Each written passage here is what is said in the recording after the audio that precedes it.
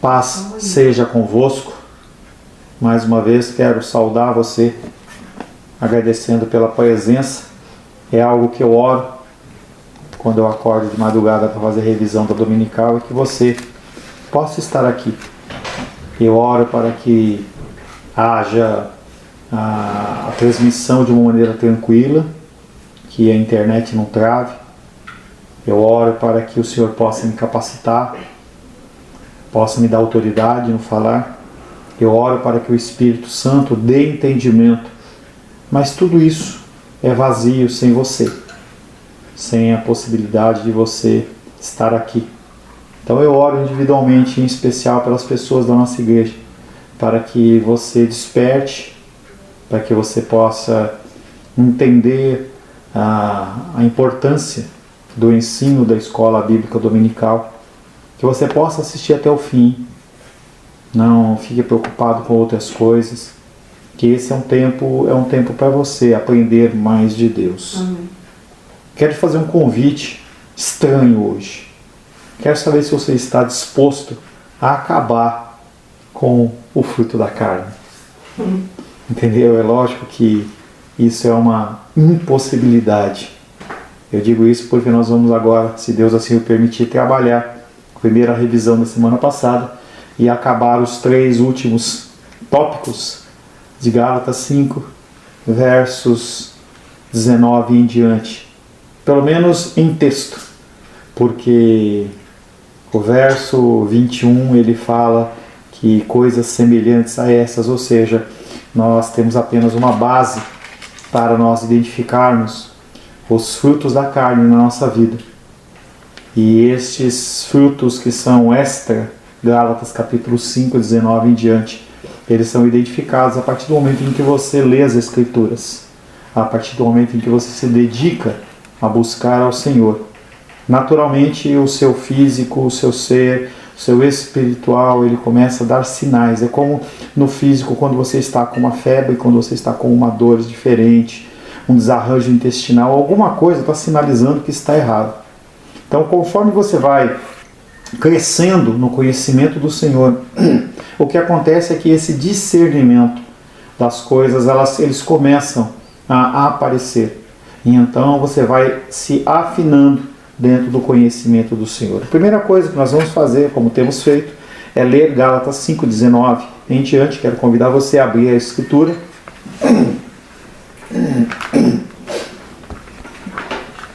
Gálatas 5, versos 19 em diante. Diz assim a palavra de Deus: Ora, as obras da carne são conhecidas e são prostituição. Ai, pastor, vamos ler de novo. De novo. Você ainda tem muitos desses na sua vida e você tem que se limpar como eu também.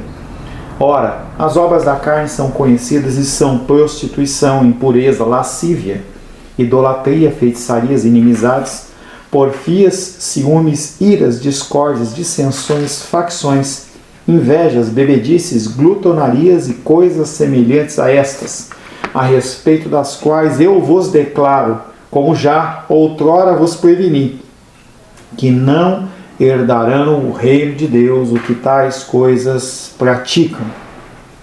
Palavra do Senhor. Amém. Semana passada tratamos inicialmente de ira. Temos outras traduções para ira em outras versões: crises de fúria, explosões, mau gênio, indignação, ira furiosa. Esses 2 últimos estão em Romanos 2:8 e Colossenses 3:8. Falamos que no Antigo Testamento esta ira, ela aparece na pessoa de Caim, em que ele fica indignado, ele fica irado, não com o seu irmão, ele fica irado com Deus. A nossa ira, ela é manifesta contra Deus. Não, pastor, eu sou irado é por conta do governo, eu sou irado é por conta do plano de saúde, eu sou irado porque... Não, a sua ira é contra Deus. A minha ira é contra Deus. Nós não aceitamos que nós, lindos e cheirosos que somos, possamos passar alguma dificuldade. Oramos a Deus, somos abençoados por Ele, mas quando Ele tira a mão e nós padecemos de alguma coisa, nós, como crianças de colo, nós reclamamos. Isso é assim comigo, e isso é assim com você. Difícil ação e exemplo abaixo de Cristo, como exemplo maior, nós temos a figura de Jó, que quando ele perde tudo e a sua esposa manda ele amaldiçoar Deus, ou abençoar Deus, na verdade, dizendo que Deus é tão pequenininho que não pode fazer nada, ele fala: você está agindo como uma louca. Deus deu, Deus tirou. Eu recebi o bom do Senhor e eu também tenho que receber o ruim do Senhor. Bendito seja o nome do Senhor. Antes nós seguíssemos Jó e em cada momento das nossas lutas e dificuldades, nós não reagíssemos com ira, mas reagíssemos com glorificação a Deus. E é algo que é muito difícil.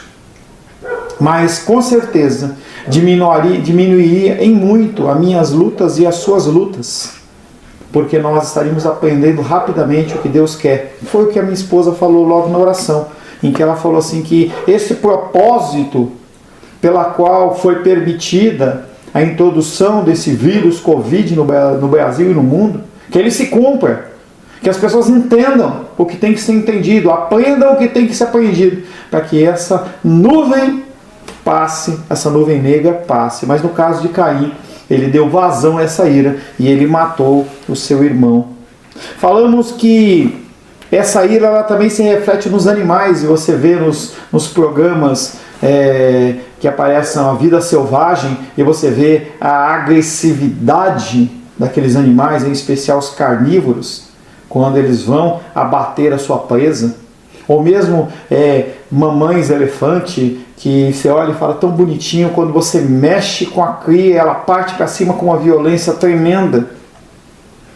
Nós vimos também que esta ira, que a única que não é pecaminosa, é a ira de Deus, quando Ele manifesta a sua justiça em relação a filhos e filhas que desobedecem, ou melhor, perdão, às pessoas que desobedecem, porque filhos e filhas não estão debaixo da ira de Deus, porque o sangue do Cordeiro já pagou esse preço. O diabo também, ele vem com grande ira, porque ele sabe que há pouco tempo para ele, e o que ele puder destruir, e o que ele puder levar junto, ele vai tentar levar. É por isso que ele te ataca. É por isso que ele procura, de todas as maneiras, fazer com que você não tenha comunhão com Deus. Porque quando há comunhão com Deus, o seu coração ele se aquieta. Paulo, ele afirma, dentro dos textos que nós já lemos na semana passada, que esta ira é algo que tem que ser banido da vida cristã. É algo que, como os outros frutos da carne, não podem fazer parte do seu dia a dia. Eles acontecem de uma maneira esporádica, em um momento de fraqueza, um momento de dificuldade. Esse tempo da titia no hospital tem sido um grande balão de ensaio, não só para mim, mas também para minha família, em que nós passamos esses altos e baixos. Ontem a minha irmã falou assim: nossa, isso é uma montanha russa. Num dia fala que está ruim, num dia melhorou, e você fica nessa sobe e desce emocional. A ira, ela pode aparecer na sua vida, mas cada vez mais ela tem que ser espaçada. Cada vez mais você tem que procurar bani-la da sua vida.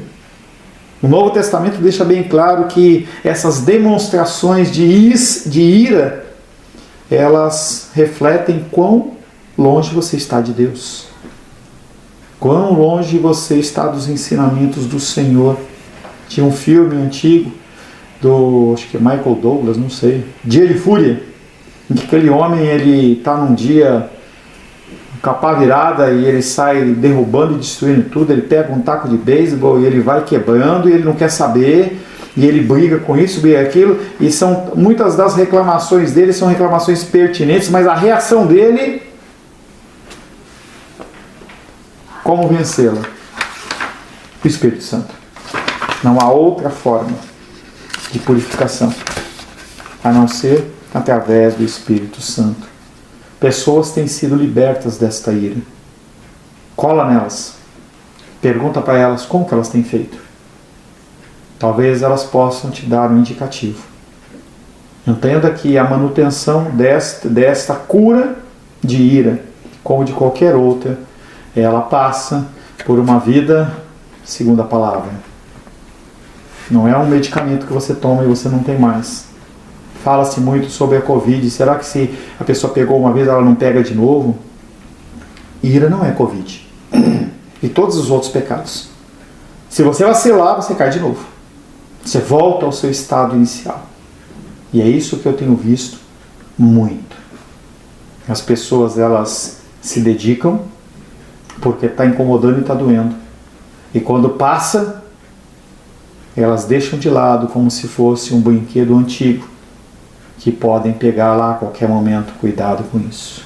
A segunda coisa que nós vimos na semana passada foram facções, pelejas, discórdias, discussões, rixas, rivalidades, todos sinônimos que o apóstolo Paulo em Filipenses 1,17 fala em fazer inveja, e na verdade tem a ver com espírito de partidarismo.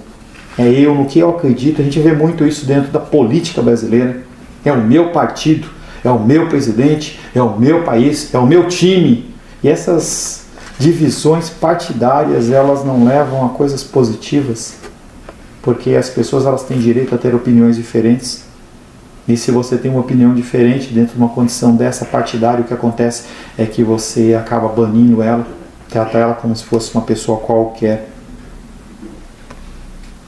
Em 2 Coríntios 12:20 ele fala que são desavenças. Em Filipenses 2:3 ele fala em ser egoísta. Em Romanos 2:8 ele fala sobre desobediência na verdade. Deve ser notado que 3 dessas 4 ocorrências, elas falam de problemas dentro da igreja. Infelizmente. O apóstolo Paulo, ele trata nas suas epístolas, nas suas cartas, a respeito desse tema, e o que ele observa é que isso ocorre na igreja.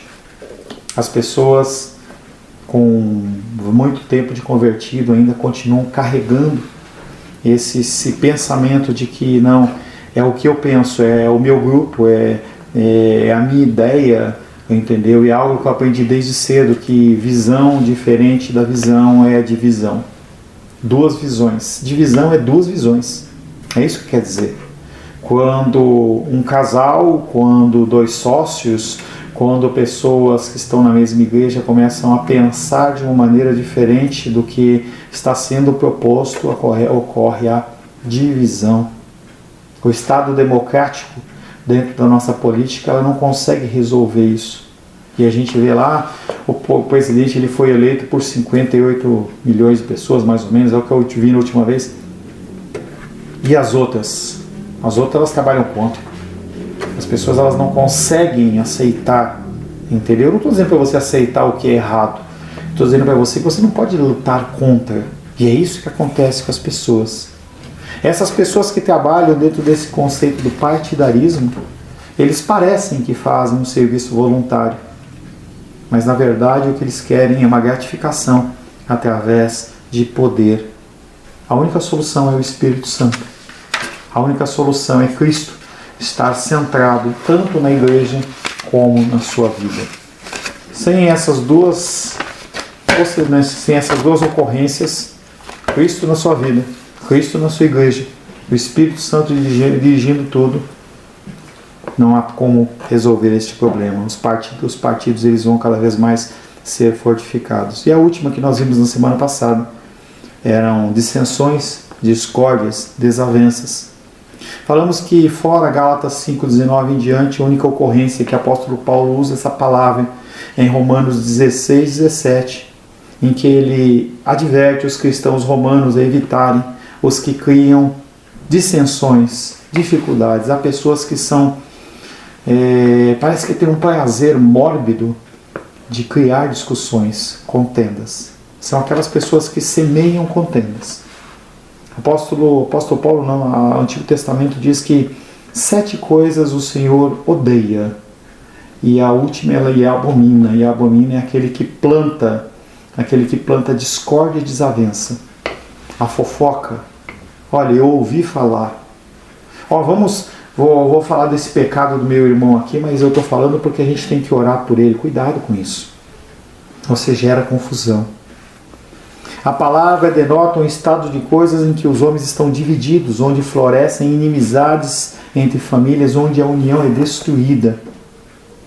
Essa dissensão, discórdia e desavença tem como seu antônimo, como a palavra contrária, a união. Exatamente a quebra da união.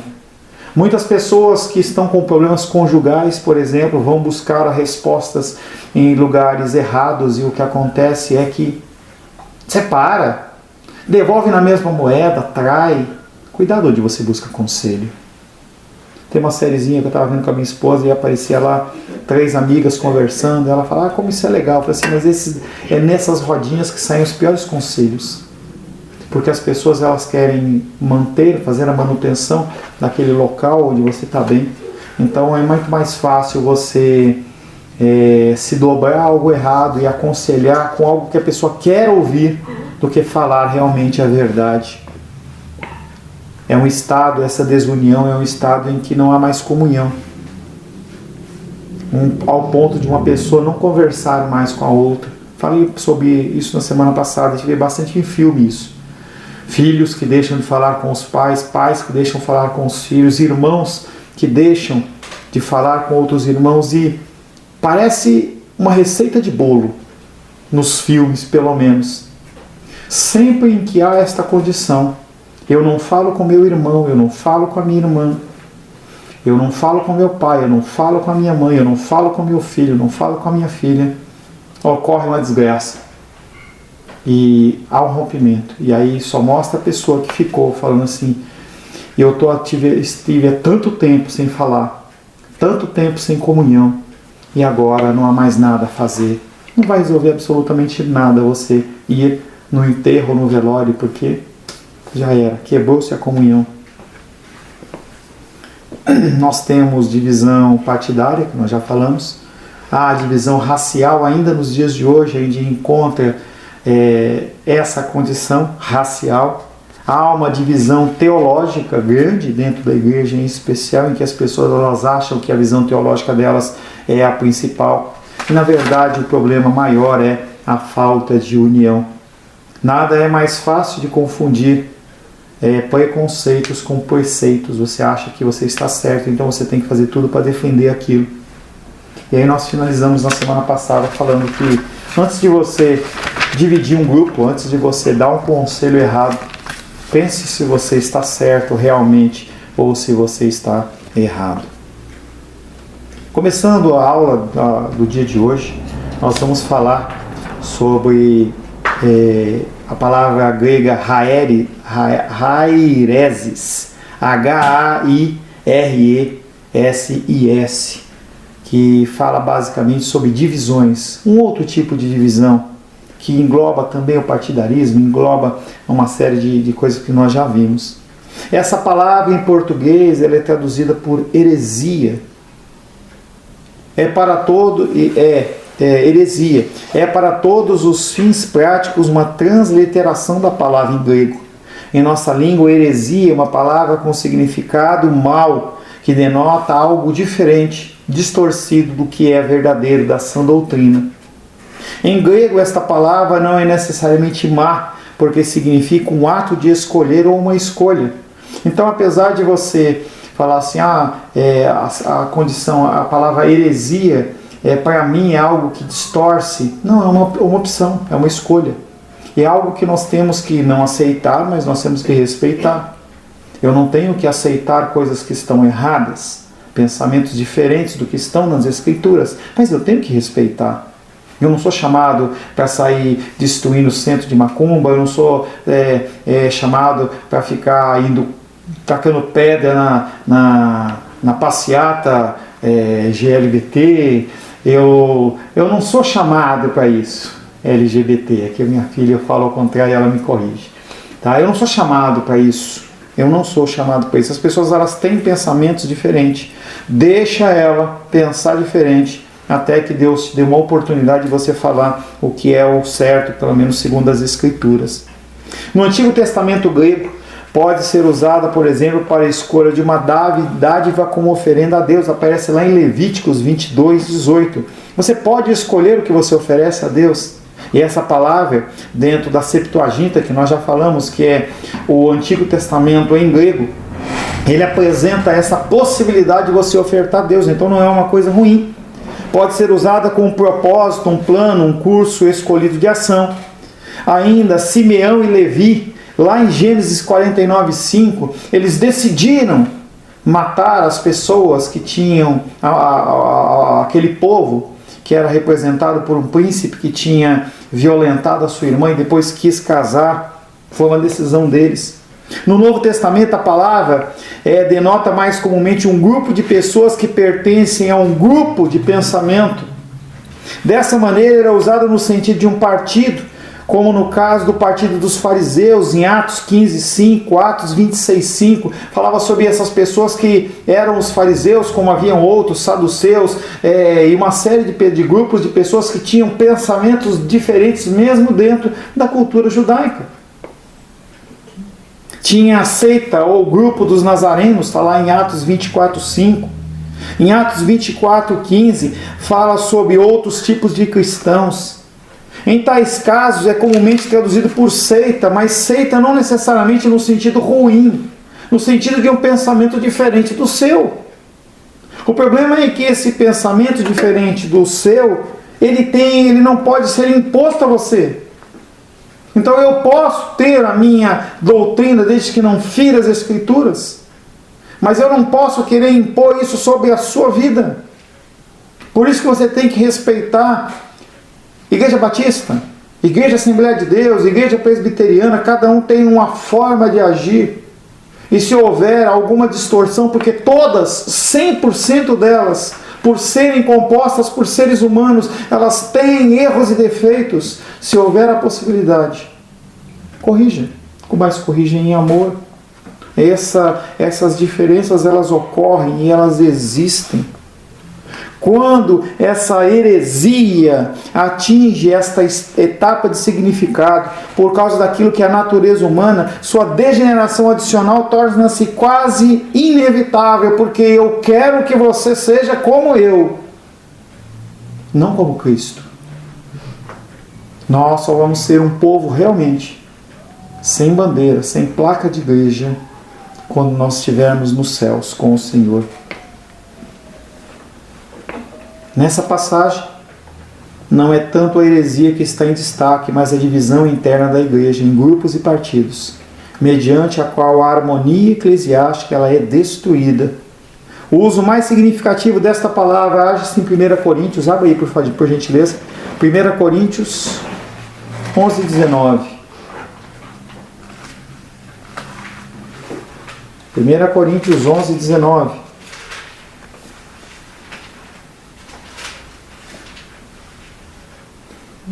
Porque até mesmo importa que haja partidos entre vós, haja heresias entre vós, para que também os aprovados se tornem conhecidos em vosso meio.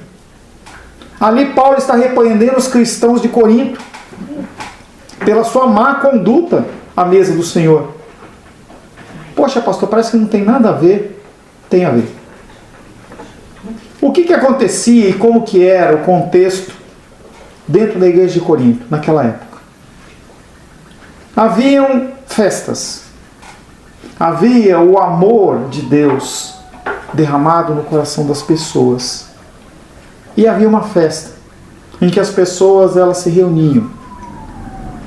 As pessoas tinham a ceia do Senhor e tinham essas festas, em que se reuniam grupos dentro de uma localidade, dentro de uma casa, e o que acontecia era que as pessoas elas traziam os alimentos para que elas pudessem se alimentar todos juntos. Então eu trazia o junta-pratos. Então cada um juntava os pratos. O que ocorria dessa heresia, dessa divisão, que era problema que o apóstolo Paulo está chamando a atenção, é a seguinte situação: as pessoas se dividiam em grupinhos. Cada um ficava sentado num canto. Então, o grupo dos ricos, eles se sentavam juntos. Dos mais abastados no outro canto. Aqueles que tinham uma atividade no outro canto. E aqueles que tinham menos condições, o que acontecia era que as pessoas, elas tinham pouco para comer. Talvez fosse a única refeição decente que a pessoa tinha naquele período. E ela não podia porque ela fazia parte de um grupinho diferente. Quando eu tive a oportunidade de ir lá em Ouro Preto, a gente viu dentro de uma igreja católica romana que havia em cada lugar um local em que ficavam a pessoal dos nobres, aqueles que tinham essa descendência indígena, aquele descendência negra, e havia uma série de locais onde eram separados, porque as pessoas elas não podiam se unir, elas tinham que ficar separadas. Em Corinto, ao invés de sentarem como um grupo unido, compartilhando da comunhão, os membros do grupo estavam divididos em grupos e seções. E ao invés de compartilharem tudo quanto tinham numa reserva comum, cada partido dentro do grupo maior guardava para si aquilo que trouxera. E o resultado era que uns tinham pouquíssima coisa, ao passo que outros tinham em abundância. Em alguns casos, na igreja primitiva, isso era quebrado pela própria ação do Espírito. Quando a gente vê, por exemplo, o contexto de Atos, em que as pessoas elas vendiam seus bens para que houvesse o compartilhar entre os irmãos, era uma quebra exatamente desta divisão, em que as pessoas elas entendiam que aquele recurso que eles tinham a mais, eles não era para simplesmente para um grupo específico, ou para a sua vida, ou para a sua família, mas que eram para todos. Tanto que aqueles recursos eles eram demandados, eram levantados e colocados aos pés dos apóstolos. Essa era a expressão. E colocado aos pés dos apóstolos, os apóstolos eles faziam a divisão de uma maneira equitativa, de uma forma correta, de uma forma igualitária em relação às pessoas. Vai eu novamente falar sobre esse conceito. Por que você não pode administrar o seu dízimo? Por que você não pode administrar os recursos que não são seus? Não, pastor, mas eu ajudo a instituição tal, eu faço isso, eu faço aquilo, eu estou vendo meu familiar com isso, então eu vou dar. Não é seu. Você faz a divisão sempre de uma maneira com esse pecado. Você faz direcionado. É algo que quando nós vemos nas notícias, porque um deputado ou um senador, ele foi lá e colocou um parente, ele colocou uma esposa, colocou alguma coisa, a gente fala, que coisa absurda! A gente faria a mesma coisa. A gente faria a mesma coisa. E aí, o entendimento quando você deposita na igreja, a igreja ela faz essa divisão. Você não precisa, mas pode. Não precisa saber se tal pessoa foi abençoada, ou tal pessoa foi abençoada, ou foi dado para isso ou para aquilo, mas você pode, tem registro disso. Nós estamos alguns meses aí sem fazer o registro através da Lourdinha, ela é do grupo de risco, não vou, por conta de documentos lá, eu expô-la numa possibilidade de ela pegar uma enfermidade, não vou. Então eu estou fazendo aqui, depois ela vai fazer a checagem. Então há todo um registro. Desde o começo, ainda quando a nossa irmã Ione, ela era tesoureira, está lá registrado. Aonde foi gasto o dinheiro? Para que foi? No que se foi comprado? Abençoou quem? Ajudou quem? Essa é uma obrigação da igreja. É por isso que você não pode administrar esses recursos, porque eles não são seus. Aquilo que deveria ter sido uma só união harmoniosa com participação e amor foi dividido em pequenos fragmentos egoístas, exclusivistas e autossuficientes. É isto que Paulo chama de heresia. As palavras, elas em si não têm significado. Por que nós estamos vendo essas palavras, tenho citado mesmo de uma maneira bem grosseira as palavras em grego? Porque você tem que entender que uma palavra em uma situação ela tem um significado, em outra tem outra. Você tem que sempre se preocupar com o quadro inteiro do texto. Isso vale tanto para as escrituras como qualquer coisa. se você ainda está na idade escolar e você ler um texto, você tem que não pegar só aquela frase, você tem que pegar o texto no inteiro, no contexto total. Então esta palavra é uma palavra ruim, mas o que Paulo quer dizer? Será que o que ele está querendo dizer nesse texto é o mesmo que ele dá no outro texto? Nem sempre. Nem sempre. É isso, nesse caso, que o apóstolo Paulo chama de heresia. É a unidade da igreja que se fragmenta em grupinhos, que fecham seu círculo para todas as demais pessoas que não são seus próprios aderentes. Uma igreja fragmentada não é uma igreja de modo algum. Essa manutenção desses grupos, que a gente chama de panelinha, unidos, e essas panelinhas, elas não são igreja. Podem ser qualquer coisa, mas não são igreja.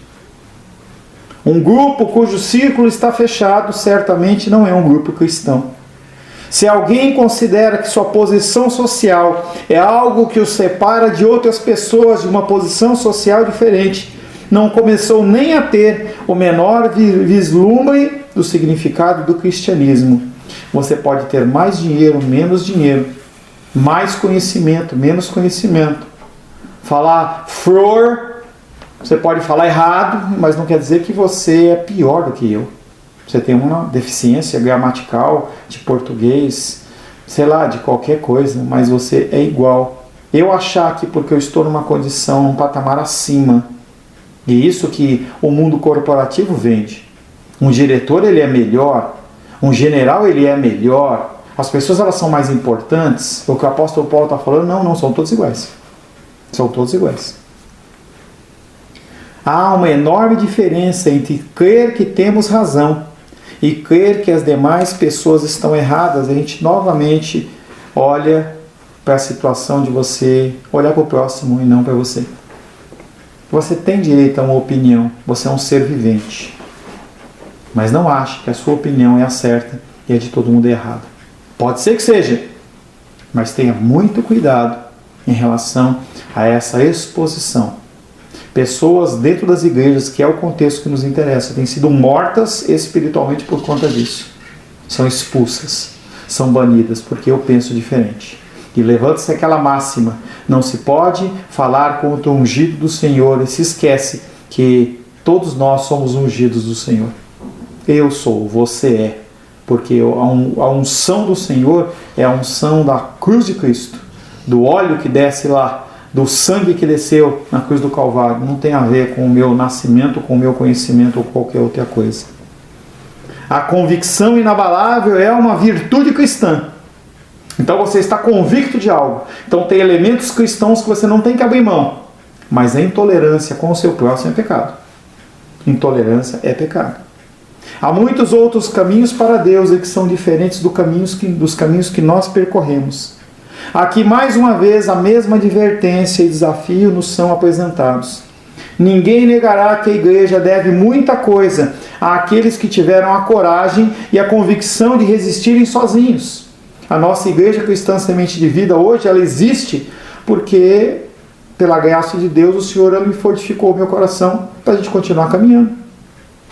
Poderia ter pego as minhas coisas e voltado para São Paulo, mas o Senhor, por algum motivo, Ele deu essa força, entendeu? E eu pude resistir de uma certa maneira, sozinho, não fui sozinho, tinham pessoas que estavam comigo. Mas a verdade, ela permanece. O homem deve examinar-se a si mesmo com cuidado. Se descobrir que a sua chamada piedade, sua crença escolhida o separam do seu próximo, porque o cristianismo nunca tensionou dividir os homens, mas uni-los, e se reivindicarmos o direito de escolher por nós mesmos, devemos conceder o mesmo direito aos outros. As pessoas, elas têm direitos. Uma coisa aprendi com meu pai, em que ele fala assim: o meu direito, ele acaba onde começa o do outro. Todos têm direito a falar, mesmo dentro do lar. A estrutura familiar é uma estrutura patriarcal que hoje a sociedade quer mudar, mas ela é patriarcal e acabou. Ela não é matriarcal, ela é patriarcal. Segundo as Escrituras, ela é patriarcal. E entenda que isso não quer dizer que o homem tem mais direito, ele manda, ele pode dar pancada, não é isso. A última palavra no lar é do marido. a família. Então eu ouço a minha esposa, eu ouço a minha filha, mas quem decide sou eu. Então entenda que você não pode ser uma pessoa intolerante, porque isso é pecado, mas seja convicto do que você acredita. Até que Deus possa trazer uma nova verdade. Pode ser que você ainda não esteja preparado. O apóstolo Paulo olhava para a igreja e falava assim: vocês têm muito ainda a ouvir, mas vocês ainda estão no leitinho, vocês não têm condição. Então as verdades elas vão sendo substituídas com o tempo, conforme você cresce. Agora, se você se mantém nessa condição de beber o resto da vida, você vai continuar no leitinho, você não vai crescer. O amor cristão, ele ainda deve ser capaz de amar aqueles cuja crença e conduta ele não pode concordar. Tem coisas que você não concorda, mas não quer dizer que você tem que deixar de amar essa pessoa.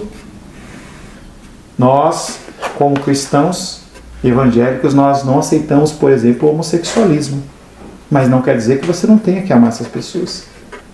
Não há uma força-tarefa cristã denominada por Deus em que a gente tem que agora acabar, assassinar os homossexuais. Isso é pecado.